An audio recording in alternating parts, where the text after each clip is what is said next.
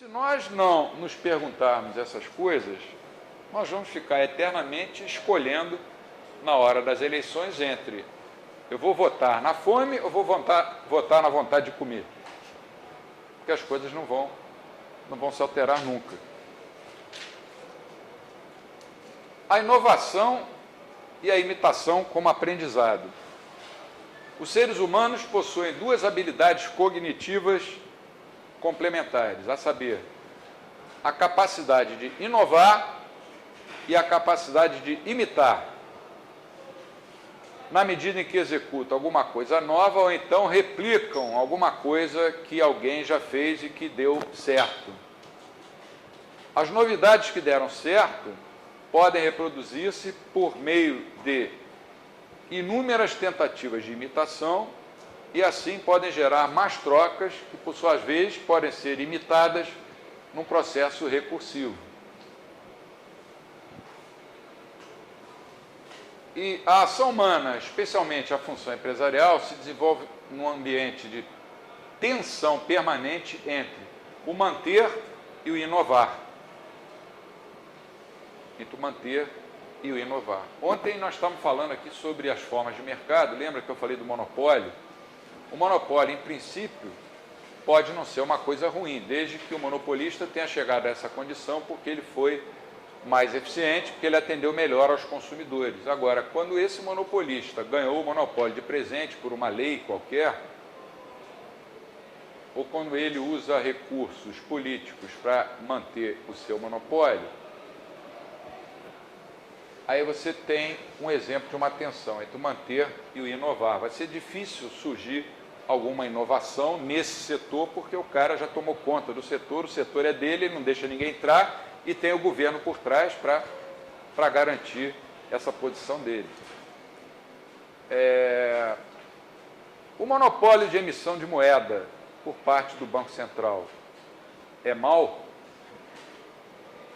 Como eu falei ontem, eu já fui um ardoroso defensor da independência do Banco Central. Talvez porque, como eu falei também, tenha sido meu primeiro emprego, eu tinha um certo carinho pela instituição, passei lá 7, 8 anos, era jovem, me lembro de uma opção de coisas boas, fui campeão de futebol lá no time da gerência de operações de câmbio. Depois eu passei a pensar, o que é um Banco Central independente? Ou autônomo? São meia dúzia de diretores que se reúnem e vão decidir qual a quantidade, por exemplo, de moeda e de crédito que vão circular na economia. Eu falei, pô, isso está errado. Se eu sou contra meia dúzia de economistas decretarem um plano econômico, como é que eu vou ser a favor de meia dúzia de economistas se sentarem e decidirem qual vai ser a taxa de expansão de moeda no período tal a tal? Depois eu passei a refletir um pouco mais, pensei no padrão ouro, pensei no free banking, que é uma das nossas aulas, e hoje eu tenho a convicção absoluta de que todos os bancos centrais deveriam ser extintos. Para que servem os bancos centrais? Bom, teoricamente, para manter a estabilidade da moeda. Para que têm servido os bancos centrais? Para desestabilizar as economias. Então, vamos acabar com os bancos centrais. Mas se eu for no programa de televisão amanhã defender essa ideia, vamos taxar de louco. Então, a gente tem que ir com calma, passo a passo. Não seria muito melhor deixar a ação empresarial funcionar, inclusive no campo da emissão de moeda? Deixa o banco X emitir a sua moeda, lá com certo lastro. Se o cara fizer coisas erradas, a moeda dele vai se desvalorizar em relação às outras e vai ser como um mercado qualquer. Mas ninguém questiona o monopólio de emissão de moeda do Banco Central. É moeda de curso legal. Legal por quê? Porque tem uma regulamentação, que o Hayek chamava de teses, né, dizendo, só o governo pode emitir moeda. Pô, em Firenze, Florença, na Itália, houve uma época em que havia 4 moedas circulando. Fiorino, Quatrino e mais 2 lá, que eu esqueci o nome. E circulavam perfeitamente. Cada uma era emitida por um comerciante rico. Em Veneza também existia várias moedas e vários outros locais do mundo. Por que a gente aqui é obrigado a engolir o real? Por que o americano é obrigado a engolir o dólar? Muitos europeus são obrigados a engolirem o euro.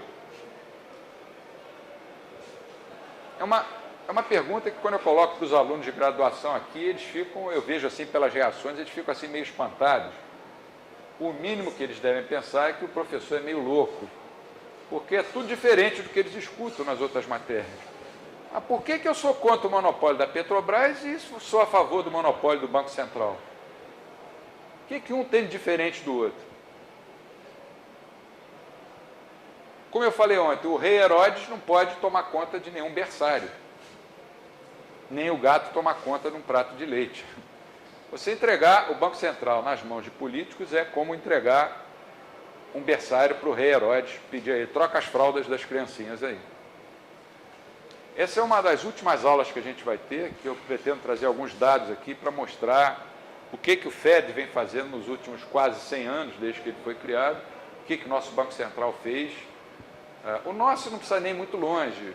Tem um PowerPointzinho que andou circulando pela internet, que eu vou até mostrar aqui na aula, mostra todas as moedas que nós tivemos desde a época do Getúlio, desde que ele acabou com o R$1.000 e criou o Cruzeiro, até a criação do real.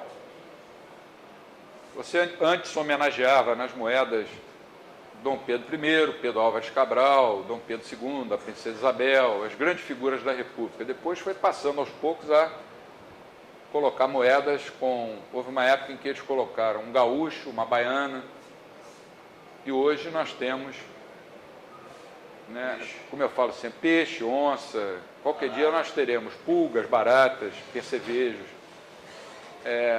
tudo lá escrito, carimbado, Banco Central do Brasil. Por que um banco qualquer, privado, não pode emitir a sua moeda? Se eu confiar nessa moeda. É tudo uma questão de confiança.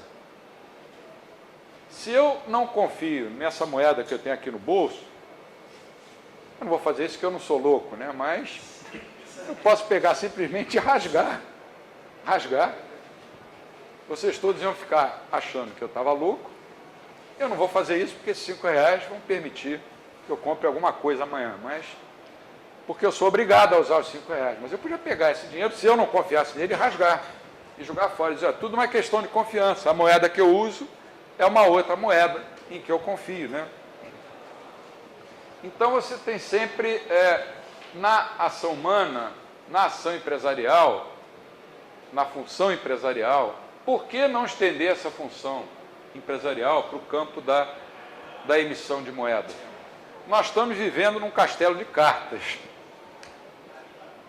O que isso tem a ver com a função empresarial? Porque você poderia ter pessoas criativas agindo num setor que o governo monopolizou. Imitar não quer dizer só copiar de uma maneira idêntica aquilo que alguém já fez. Se você pegar, por exemplo, um campo que eu conheço bem, que é o campo da música, que eu, desde pequeno, eu estudei música, gosto de música. Se você olhar um músico japonês tocando, geralmente um músico de jazz japonês, você olha, pô, esse cara é um virtuoso, ele toca muito. Só que dificilmente você encontra um músico japonês com criatividade. Ele pega a gravação do ídolo dele. Eu tenho um livro japonês lá em casa das transcrições das gravações de um pianista chamado Bill Evans, que é o meu ídolo. Japonês, ele está no Japão. Os caras copiaram tudo, até a hora que o Bill Evans respirava, parece que está na partitura. E na hora de tocar, eles tocam quase que com a mesma perfeição. Mas cadê a criatividade?